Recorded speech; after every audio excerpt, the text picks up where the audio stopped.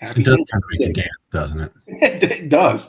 I mean, when Bill came out with that, I'm like, how do you do that? I'm just not that creative. Yeah, I can drop everything else. I'm just not that great. That's all I got. Sorry, that's it. That's the end of the show. Play the end credits, please. Yeah. Okay, bye. Okay, and so welcome back to Humber History. Welcome back, Bo. Do you have your green on? I had a hat on earlier. I don't do St. Patrick's Day. It's the Italian. Yeah, that's a good point. That's a good point. Yeah, it's that and the Anglophile. the wrong I, the wrong I word, not Irish, but Italian. Yesterday, everybody was eating corned beef and cabbage, and I was like, meatballs and spaghetti sure has a ring to it.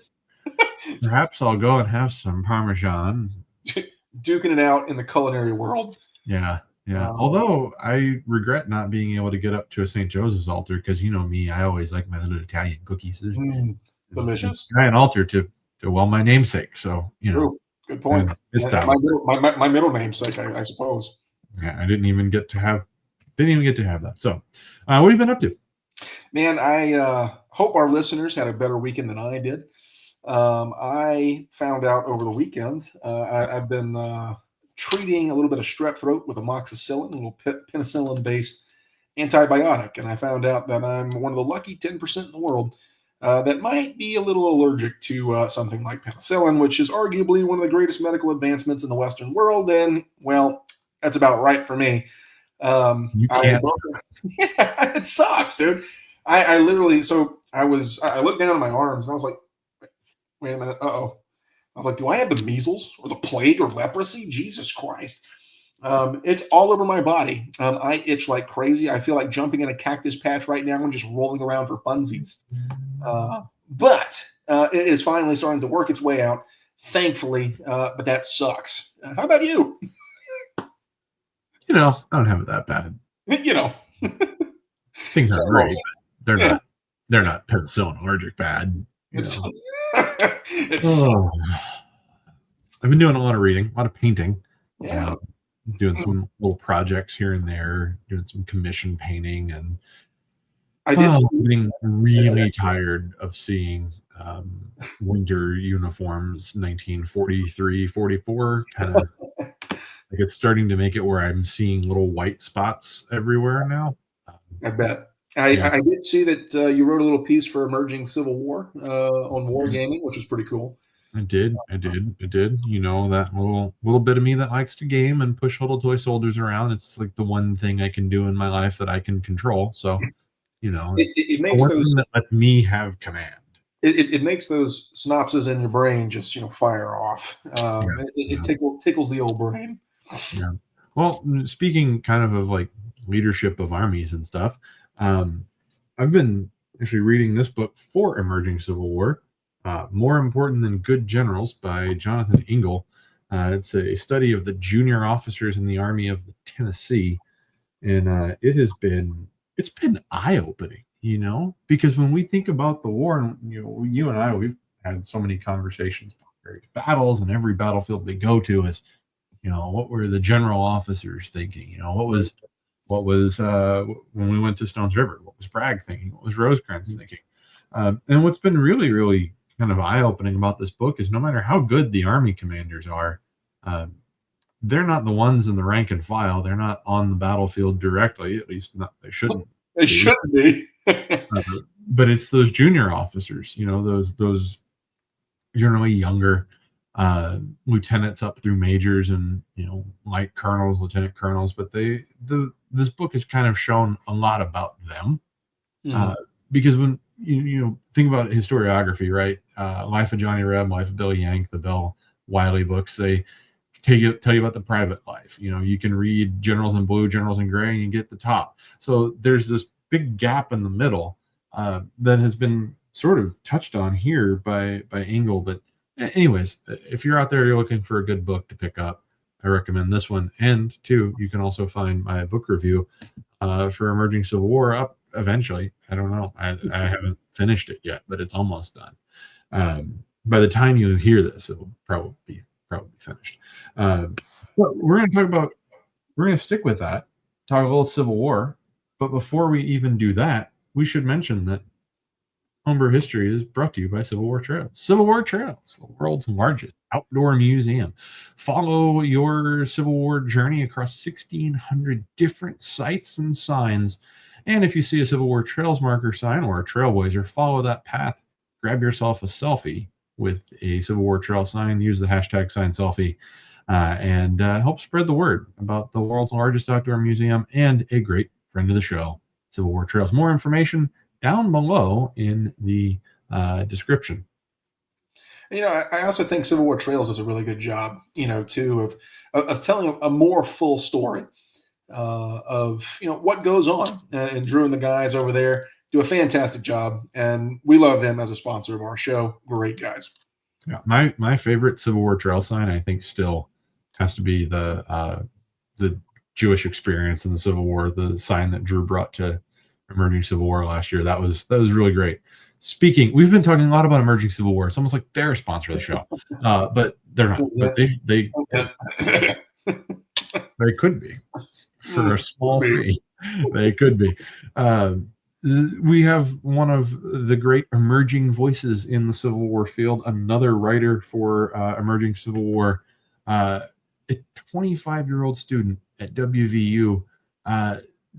Evan Portman, I met him last year at Emerging Civil War alongside the Unfiltered Historian, and got to spend some time with Tyler and Evan and all the gang there. So to talk with us today about the armies of Lee and Meade, the armies in the East post Gettysburg, we have with us Evan Portman, and we're going to bring on Evan in the third slot there, right in the middle. Now he's in a crossfire. That's what we've done. Might have to unmute your mic, Evan. Evan, you have to unmute. There we go. You'd think, as many Zoom meetings as I've been on, I would learn all day. But yeah, thanks. It's great to be here. Yeah. And so give us a little bit of background. How'd you get into Civil War studies and into Emerging Civil War? Yeah. So it started when I was 7 years old. I'm from Pittsburgh originally, so go Pens. I'm sorry. But we went to this, my dad and my mom and I went to this outdoor show near our place, and for whatever reason, Gettysburg had a table there, and I just happened to pick up a brochure from their gift shop, and I could not put it down after that. So a few months later, my dad and I watched the movie Gettysburg. And I remember like the 2 or 3 days in between, part 1 and part 2, just being like on the edge of my seat. Even though nowadays you can just look it up on Wikipedia how the battle ends. But yeah, and then a few months after that, we took a trip to Gettysburg, and it's the rest was history, I guess you could say. Oh, so. that was lame. I was waiting for you to use that. It seems that any historian has the affliction to study history at a very early age. Yeah. In a very similar way, I also got interested in the American Civil War because my father was also really big into the American Civil War. We would watch the Blue and the Gray together.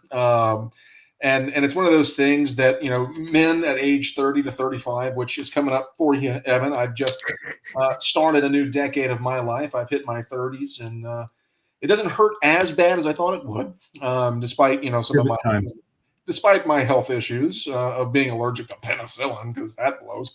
But besides that, men either get, real big into smoking meats, or some American conflict, the Civil War, World War II more so. And I think we've hit that age already. I got the leap on the 30-year-old crowd. I just figured I'm not really that. I like to barbecue a little bit, but I could just go someplace and get good barbecue. I don't need to do it myself. I'd much rather just read about Montgomery or Patton or Eichelberger or literally anything else other than reality. So, Evan, we wanted to talk a little bit about, the Army of Northern Virginia and the Army of the Potomac are storied, right up to Gettysburg, right? And that's like the big crescendo moment. And it's Lee and it's Meade and it's the Army of Northern Virginia and it's the high water mark. And then it seems like we go Gettysburg, okay, and then some other stuff happened, okay, and then the end of the war. So what goes on? What's the thing that draws us to these armies post July of 1863?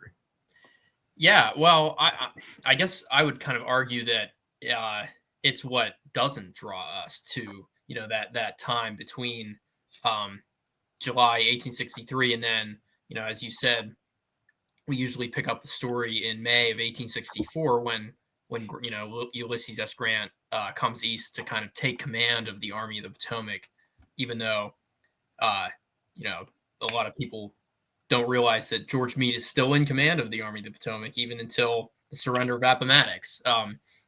But there's kind of this lull, in the 9 months or so in between those two major campaigns, where there's not a whole lot going on. There's a lot of downtime, and there's there are attempts made by George Meade to attack the Army of Northern Virginia in Virginia. But nothing really comes of it until Ulysses S. Grant, kind of moves east and starts the overland campaign. So I would say, this period is not really that exciting to a lot of people, but it's just as important to remember as kind of the the storied campaign into Pennsylvania in June and July of 1863. So, Evan, it's kind of become fashionable almost because at least previous historians, not of our generation, because we're all close in age. We're really not that old. But previous generations have put a lot of emphasis on Gettysburg, and a lot of people have dubbed Gettysburg to be the turning point. And it's kind of been fashionable to kind of debunk that. What are your opinions on that? I'm so glad you asked that question because that's the one of the talks that I've given is I end with how the Battle of Gettysburg is actually a turning point, despite, at least in my opinion, or interpretation, I guess you could say. But yeah, I mean, it's certainly not like Vicksburg or like Atlanta in the sense that the Mississippi River is captured or a great Confederate rail hub is seized by the Union. But I would argue that Gettysburg is a turning point because it kind of represents this almost maybe psychological turning point in the minds of the members of the Union Army of the Potomac, where they realize on July 1st, 2nd, and 3rd, 1863, that they can win a stand-up, knockout fight against Robert E. Lee and the Army of Northern Virginia. Where before that, I mean, the Battle of Antietam is technically, I guess, right, a Union victory, more or less, but not as straightforward, right? Whereas at Gettysburg, it's really the first time that they deliver this crushing blow to Robert E. Lee since he's taken command about a year prior to that. So yeah, I would argue that it is a turning point, maybe not as strategically or tactically important as some of the other ones that people point out. But I think if you read the letters and the diaries of the Union soldiers, they very much recognize that this is kind of a turning moment in their service during the war. Now, Bo, I'm going to jump all over that, right? I have no choice. It's the Westerner in me. Yeah. But so this is kind of my thought on that, Evan. Right? Is that there's turning points, which I think we could classify those in the operational, the strategic, and the tactical levels of warfare, right? So operationally and strategically, Vicksburg is significantly more important than 3 days of fighting in Adams County, Pennsylvania. On a morale level, though, which now penetrates into like a whole other level of warfare, because now we're thinking on the ground, the soldiers that make up the armies, a more of a social history as approach to it. Vicksburg is still important, right? Because 47 days of fighting is finally over.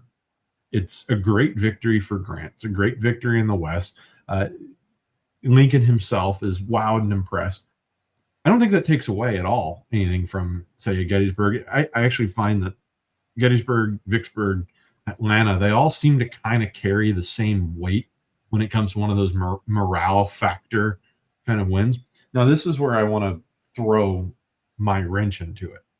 Any of that really matter? Right? Because the thing is to win, right? The thing is to deny supplies, deny the ability to reinforce an army, to take away munitions, to deprive supplies, to take away that vital political and economic lifeline of the rebellion. All those things have to be tied into that. I just don't like turning points, Bo. I think that's what it is, right? I think when we start saying like, oh, this is a turning point, it makes it seem as though everything builds to that moment, and then all of a sudden now something has to be different.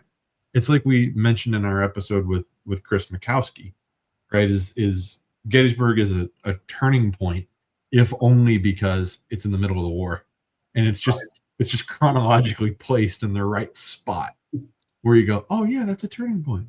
Yeah. And see, I'm one of those people that I like when people identify turning points, which is such an arbitrary word. You just like putting things in boxes. I do like putting things in boxes because historians love to do that. But the thing it generates a lot of discussion, think because outside the box, my friends. If we think outside the box, I'm not talking. Throw the box away. Yeah. It generates discussion because the thing is if we agreed on everything, we wouldn't be here. We wouldn't be discussing this. But I do like that we sort of have Evan in the East and Joey in the West. So I'm very, very much interested in this. But Evan, no, I do agree that Gettysburg is a turning point. Is it the turning point? I don't know. I doubt it. And that's, of course, my opinion, which won't buy you 2 cents of anything anywhere. But obviously, and that's one of the things, too, that kind of messes with the historical timeline in your brain is that Vicksburg and Gettysburg are going on around the same time. Yeah. Yeah. And I mean, that was very much known to the Army of the Potomac too, right? They find out, that Vicksburg falls on July 9th. And by that time they're pursuing Lee, through Maryland. And after hearing that, they very much think this thing could be over in the next week or so. If we can trap Bobby Lee right up against the Potomac River and destroy, the Confederate army. So that's also, I mean, talk about like compartmentalizing things, right? We talk about, the Western theater and the Eastern theater, but where does that where's that magical line, right? I mean, there are lines that they draw on a map, right? The military districts and everything, but they're connected, and these soldiers aren't fighting in these little regions that we kind of draw out. So I think that's quite important to remember too. It's those arbitrary lines on maps that give me things to argue about. You'd be nice to my arbitrary lines on maps. Yeah, I love maps too. I'm a big map guy. So July 3rd around 6:00 in the evening, everything has kind of died down. Pickett's charge is over. Lee's army has been turned around. The high water mark has come and gone. What do we see from Lee's army and the Army of Northern Virginia from that point forward through to, let's say, I don't know, Bo, August 3rd, 4th? Yeah, at least before the end of the year. Yeah. Yeah. So, I mean, the other thing that a lot of people forget is one of the last clashes between, the Confederate and the Union Army at Gettysburg is a Confederate victory. There's a cavalry charge on the southern end of the field by a brigade under Ellen Farnsworth under Kilpatrick's division that actually happens after the Pickett's charge is repulsed, and it's a failure. I mean, Farnsworth is killed, and members of the Texas Brigade and some of Law's Alabamians repulse that. So there's definitely, everyone gets on Meade. Oh, he doesn't, follow up. Well, he kind of does, but it just doesn't really work out. So immediately after Pickett's charge and the defeat, Lee is going to pull most of his forces back along Seminary Ridge. He pulls Richard Ewell's corps back from the Culp's Hill sector area, and he orders them to Oak Ridge, up beyond the Lutheran Theological Seminary, and they're actually going to dig in for the night of July 3rd and into July 4th. And that, everyone knows that famous picture of the 3 Confederate prisoners that, at Gettysburg, that Matthew Brady takes, and Shelby Foote talks about, that on the Ken Burns documentary. Well, in the background, you can see they're kind of leaning along breastworks, and those are breastworks that are used by Robert E. Lee's men along Seminary Ridge during the evening of July 3rd into July 4th, 1863, because they're kind of bracing for a Union assault. Of course, that doesn't come, so Lee starts to make arrangements to withdraw his army back to Virginia, and he kind of devises this two-pronged approach, and he instructs General Imboden, who is one of Stuart's cavalry commanders, to take charge of the wagon trains that carry all of the supplies, all of the pigs and the hogs and the cows and the foodstuffs that the Confederates come into Pennsylvania for. That's one of his objectives. So he's not going to leave without any of that stuff. And also the wagon train of the wounded that he's going to make sure to try and get back to Virginia. And that's that wagon train that stretches, I think, about 40 miles long or so, is going to head out the Chambersburg Pike. So, think like northwest of Gettysburg. Then he's going to take his army, his 3 corps under, A.P. Hill, James Longstreet, and Richard Ewell, and they're going to head out the Fairfield Road, which is more southwest, kind of going back the way they came, but that's the most direct route back to the crossing where he wants to cross the river around Williamsport, Maryland. And that's going to give George Meade a little bit of a more difficult time, and he's going to have to take a more circuitous route to try and cut Lee off. So that's really the situation that Lee is facing in mid-July of 1863. And of course, he gets to the river. He digs in because it's raining, and that's another challenge that's facing him. These torrential downpours that are going to make things muddy, and wagons are going to be difficult to move. And he gets to the river, and it's swollen. It's overflowing, and the pontoon bridges that he's requested aren't here, so he's going to have to buy time for his army to construct new bridges. And long story short, they do, and he gets away across the Potomac without too much trouble from George Meade and the Army of the Potomac. But once he gets back to Virginia, he's lost, I think, about five or six brigade commanders during the the Gettysburg campaign. He's lost Dorsey Pender, who Lee said he thought would make a corps commander one day. So that's really, at least what I would argue, is the lasting impact or the legacy of the Gettysburg campaign for Robert E. Lee is losing.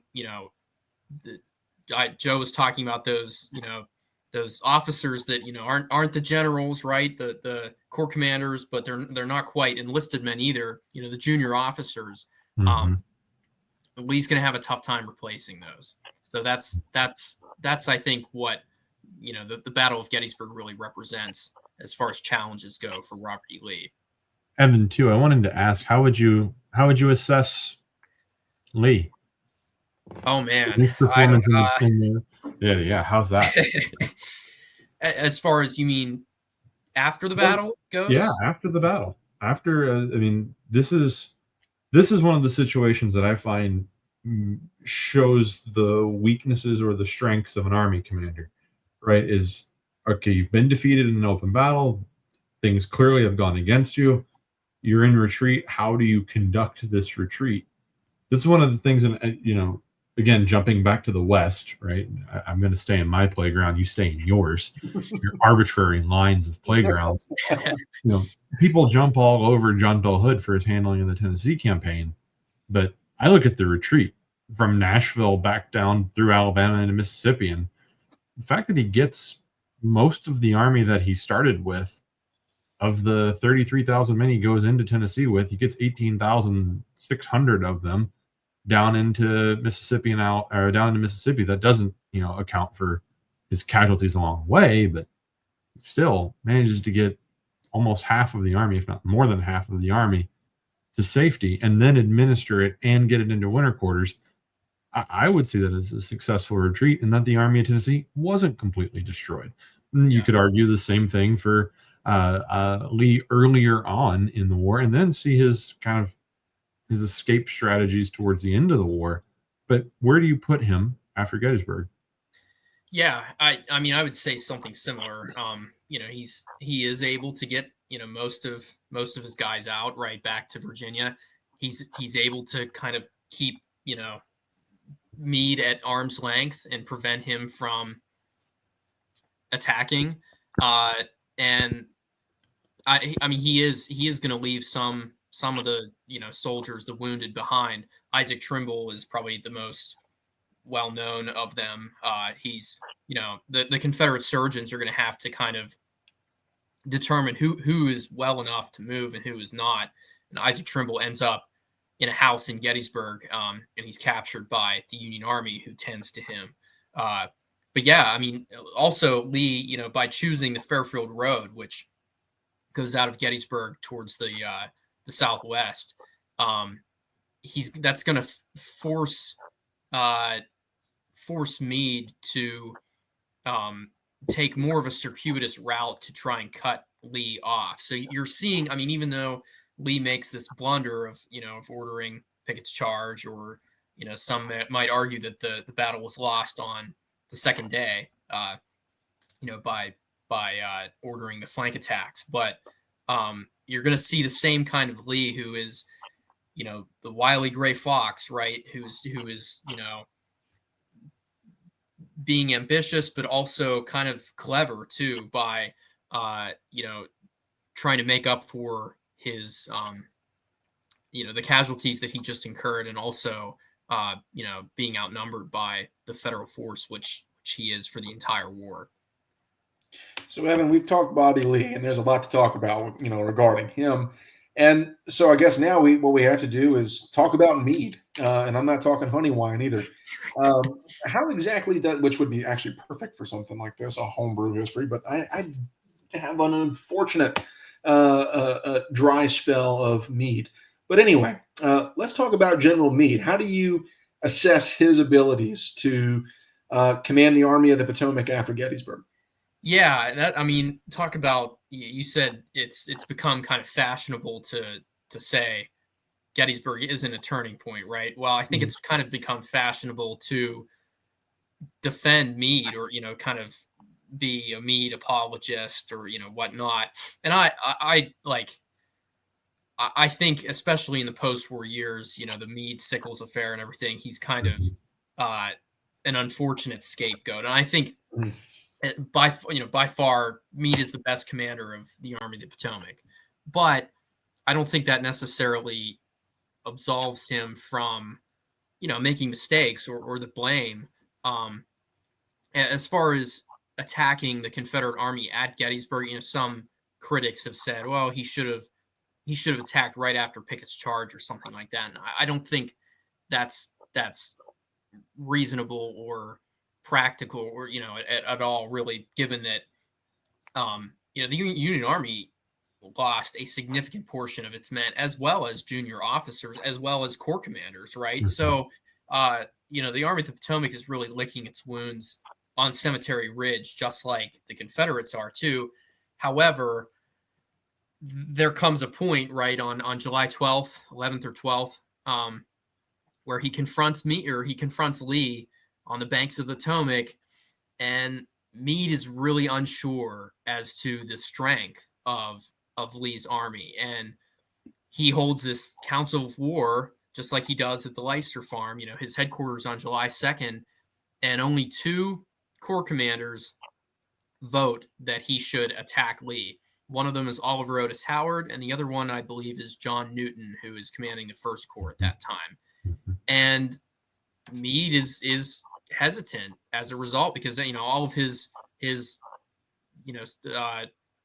corps commanders are kind of we don't really know the strength of the Confederate Army, so that prompts Meade to conduct several reconnaissance and forces, like he's kind of probing the Confederate line. He's also battling rain, so I mean he has significant challenges facing him. But then the Union Army wakes up the next morning and they see that Robert E. Lee is gone from the trenches. So I think there certainly was an opportunity there, and of course Lincoln is driven nuts about this, right? He cannot believe that Meade let Lee escape once again. And even the soldiers of the Union Army are thinking that they're coming off this euphoria of victory. They've finally beaten the Confederate Army in a stand-up fight, and they think that this war could be over, given the fall of Vicksburg and everything. So they're ready to fight and they're ready to end it. And Meade does not launch any kind of significant attack to at least try. But that's my 2 cents. So no, I think you're absolutely right, and I think Meade does exactly what he's supposed to, and he works with what he has.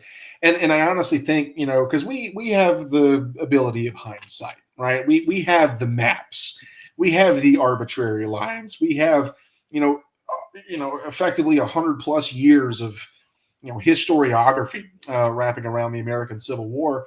Whereas in the time, I think people have a hard time comprehending that there are certain things that happen, whether it be weather, whether it be supplies, whatever.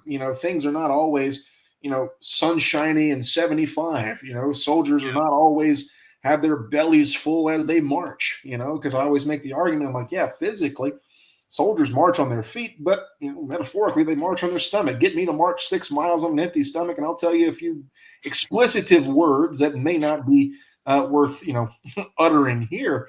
But no, I definitely think Meade does exactly what he's supposed to, and I understand his ability to be cautious, because like you said, he has lost corps commanders, he has lost those NCOs, those junior officers. But I also understand Lincoln's frustration, because we have to keep in mind, this is summer of 63. Lincoln knows that in a calendar year's time, he's going to have to seek re-election. Yeah. And how great would it be, for Lincoln to say, I won the American Civil War as the American president in my first term. Yeah, that's a great point. All right, good question for you. I want you to kind of keep going on that idea of having to rebuild the Army of the Potomac, because John Newton is now in command of the First Corps. Mm-hmm. He's replacing John Reynolds, arguably the most trusted of Meade's corps commanders going into all of this. There's the bickering between Hancock and Doubleday in the Second Corps. You've got Dan Sickles commanding the Third Corps, but wounded, so now that one's kind of up in the air. There's a lot of friction. Because that's David Bell Birney, right? Is commanding Third Corps at this point now? I believe so. Yeah. So the look at that. I pulled the Army of the Potomac Corps commander out of my sleeve. It's almost like that reading of Fans a couple of years ago really helped out. Anyhow, so you're trying to rebuild the Army of the Potomac in the same way that Lee has to try and rebuild the Army of Northern Virginia. And there's differences, right? So Meade's dealing with a lot of corps commanders, a lot of division commanders. Lee has to try and resource junior officers, regimental commanders, company commanders. How do you even begin to evaluate the effectiveness of both? Because I could tell you, hindsight and to reading in these armies, it certainly seems as though the Army of the Potomac was always set up in a way that would bring it those kind of ability to refurbish their losses very, very quickly. The great criticism of McClellan is that he didn't fight, but McClellan, all he did was build the army. And my claim, here it is. Here's the provocative thing I'm going to say today on the show, Bo. George McClellan won the war because he built the Army of the Potomac that Meade and Grant got to use. It's all George McClellan. Look, Drew Gruber listens to this show, and Drew is going to be really happy that I'm here singing the praises of George. Okay. McClellan builds an army. Lee has to try and build the Army of Northern Virginia back. And, much to his, I guess, disadvantage, Joseph Johnston didn't have as much time to build the Army of Northern Virginia that McClellan had to build the Army of the Potomac. So, Evan, where do you start? What's your thoughts? Yeah, that's a great point. Great question. Yeah, I mean, it's definitely a challenge for both armies to kind of reconsolidate, and this happens, after to some extent, right after every campaign. After Chancellorsville, Lee completely restructures the army, dividing it into 3 corps versus the 2 that he had with Stonewall Jackson. But after Gettysburg, the loss of those junior officers really necessitates it in both armies. And Meade, I mean, some of it is out of his control, right? The 11th Corps and the 12th Corps were ordered to the west. The 12th Corps serving in the Chattanooga campaign. So some of that is just what happens, right? And he kind of has to make up for that. And what he ends up doing is he takes the 1st Corps that is now under John Newton, and the 3rd Corps that was formerly under Dan Sickles, and he kind of divides them up, and integrates them into the 2nd, 5th, and 6th Corps. So that's what you're going to see, going forward during the Overland campaign. No more 1st Corps, no more 3rd Corps. But, units like the Iron Brigade are going to still exist, even if, they're barely, kind of existing after significant casualties at South Mountain and Antietam and Fredericksburg and Gettysburg. But those units are going to still kind of retain their integrity going forward. Mm-hmm. But the other advantage that Meade has over Lee is, and Grant even going forward, almost for every casualty that the Army of the Potomac takes, and this is exaggerating, but, for almost every man that goes down, he can pull a heavy artillery unit off the line in Washington, D.C. and supplement his army. Lee can't do that, right? So going forward, I mean, that's a challenge that Lee is going to face, and an advantage that Ulysses S. Grant and George Meade are going to have going forward. But I will agree that McClellan, maybe I won't say that he won the war as a result of that, but that's definitely something he's got going for him there. So I just had to be provocative. That's all. That's fair. Yeah. That's right. I mean, the thing is, you can't build a good house without having a decent foundation. So shout out McClellan. I'll give credit where credit is due. But it is one of those things, and I think you nailed it, Evan, is Lee does not have, the reinforcements that Meade does. This is, Bobby Lee's not looking very good in Northern Territory. And Gettysburg is sort of a gamble because his army needs supplies, and the fact of the matter is that, really after this, I mean, we do have some, Confederate, victories in the East after Gettysburg. There are several, instances of this. Of course, one of the most notorious is the massacre at Fort Pillow, with, Nathan Bedford Forrest, which of course is, made his legacy, what it is today, and still is, debated, talked about, and all that. I don't even know that I would call that a victory, though. No, it's a slaughterhouse. Considering it wasn't even really a battle, it was more or less just a capture of a fortification and then slaughter of its garrison. Right. You know, but I mean, there are a plethora of examples, you know, of Confederate victories. You know, Yeah, Kennesaw Mountain's a great one. Yeah, you know, but the thing is, it just doesn't hold the weight, you know, like it used to. You know, it's like, okay, you've won a battle here and there, but clearly the war is heavily favoring the Union by this point. Yeah, and I mean, even before, I mean, Gettysburg, and I guess I'll play in Joe's sandbox a little bit and go over to the West. Careful. But yeah, I will be. I mean, if you look at the broad picture in 1862, 63, 64, Lee's kind of meteoric rise to prominence with the Army of Northern Virginia and this string of Confederate victories, it's there's success happening, right? But if you look everywhere else, the Union Army is kind of slowly winning the war in the background. And even though Lee is getting all this press coverage, right, because he's threatening Washington, D.C., or he's kind of in, the backyard of Washington, D.C., I guess it, kind of begs the question, well, what would have happened? I mean, that gets into, counterfactuals, but there's other things going on, right, besides just Robert E. Lee and the Army of Northern Virginia. One of our colleagues actually gives a lecture. He calls it the British are not coming.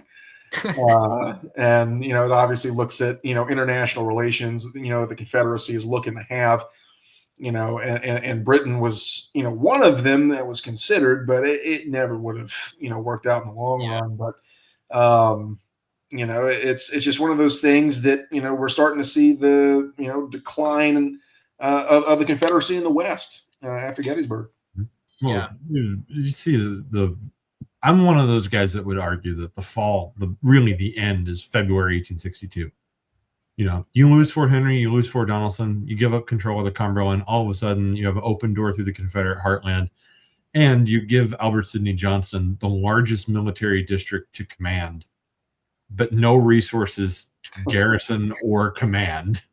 And then to April 62, when you lose the city of New Orleans, you've lost both ends of the river. You may as well just go ahead and give up there. But if you're going to keep fighting, I mean, November 63 looks like a good time to go ahead and quit too. And if not November 63, well, then certainly by July of 64, right? You would, right? Certainly. No, I mean, of course not. Just keep on going. Now, Evan, we have this is kind of a new segment to the show. We did this the other day while Bo was off on other duties as assigned. We're gonna play a little word association. A little bit of word association here. So Evan, we're gonna do just your one word, one sentence, if you need to, reaction to a picture that we throw up, right? And let's just get your thoughts. Oh gosh, okay. Just like adjectives, I guess then? Like, I mean, whatever comes to mind. Okay. Oh man. I would say kind of the good old boys club of the Army of the Potomac. That's interesting, right? Because the people in this picture, right? The most central one naturally is Meade, but who else is here? Yeah, you have French there to Meade's. It'd be Meade's right, but our left, right. You have Gouverneur Kemble Warren on the far left. You have Henry Hunt, the chief of artillery, who is far underrated in my opinion as an officer. And you have Andrew Humphreys, who Meade eventually chooses to become his chief of staff. He keeps Dan Butterfield on for the Battle of Gettysburg, just kind of out of not as a courtesy necessarily, but he inherits it from Hooker. So Butterfield has kind of the best understanding of the logistics and the setup of the army. So then Meade chooses his friend Andrew Humphreys to take over eventually, and then on the far right, I think that's George Sykes, if I'm not mistaken, who commands the 5th Corps after Meade ascends to command the Army of the Potomac. So talk talking about McClellan, these are all kind of, I mean, I guess some that's debatable for some, but they are leftovers from McClellan's Army of the Potomac of 1862. And when Grant comes east, he brings a few people like Philip Sheridan with him, but Mm-hmm. you kind of see a meeting of East meets West in a sense in 1864. I think we got another one pulling up here. Yeah, there we go. Oh man, I would say miserable. Yeah. Yeah. Worn. That's for sure. Yeah. I mean, clearly that's those are federal troops. It's the Army of Northern Virginia, or excuse me, the Army of Potomac, and we can see kind of the toll of war, the exhaustion of the war. And I got one more for you. The stacking of arms at Appomattox, I believe. Yeah. Is that okay? Yeah, I would also say miserable for this. Just from the rating, but yes, soggy. That's a good one. But also just, I would say sad in a sense. I just read Carolyn Janey's Ends of War, so Mm-hmm. great book about the end of the Civil War and just kind of how sad it was for both sides, but also kind of sad in a sense because it begs the question, when did the war really end, or if it did, when did it end? So it's one of those things. It's like, I guess another word you could use to describe this picture is awkward. Like, yeah, we just beat your ass, and this is what you have to show for it. Yeah, for sure. Yeah. And I think too, maybe a word like desperate. Yeah. Right? Because here's or disparate, maybe even a better one, because here's the end. This is what the last really 4 years had all led to. And April 65, it's over. One, like I said earlier, we could argue where it should have, could have, would have ended earlier on. But I think when we do the little word exercise, right, we do our little word association, we get a chance to kind of, think about these images, think about these the subjects within them, and get a chance to kind of reflect on the events themselves. Bo, we've got that other little segment. Here, another little tiny one that's only been a hallmark of the show forever. It's only been the cornerstone of the show for a long time. So, Evan, again, if you've watched the show or listened to the show, you know that I'm terrified of what's up here, and sometimes it comes out of here.